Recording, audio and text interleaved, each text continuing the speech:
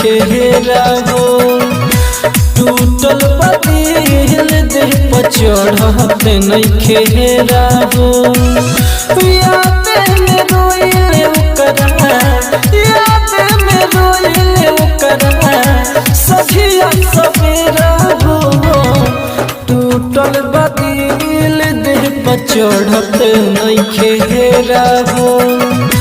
टूटल बदिल देह पर चढ़त नहीं खेरा हो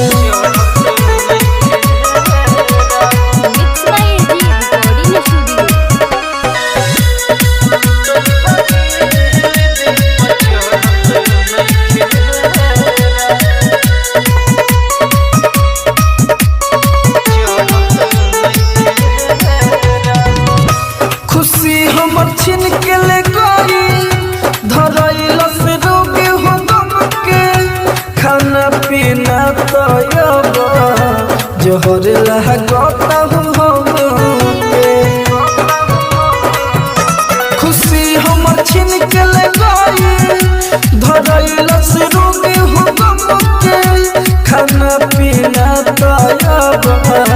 जोहर लागता हो हमके छोड़ब न साथ कहले रहेंगे तेरा हो छोड़ब न साथ कहले रहेंगे तेरा हो टूटल बदिल देह पर चढ़त नहीं खेरा हो टूटल बदिल देह पर चढ़त नहीं खेरा हो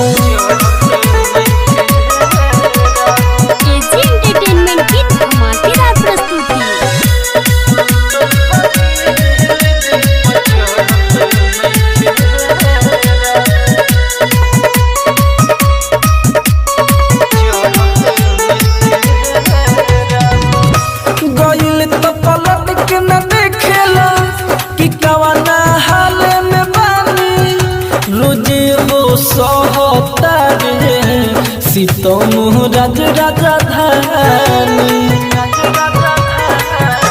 गइल त पलट के न देखेला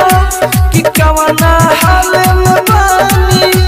रोजे हो सहता रे सीतम राज राजधानी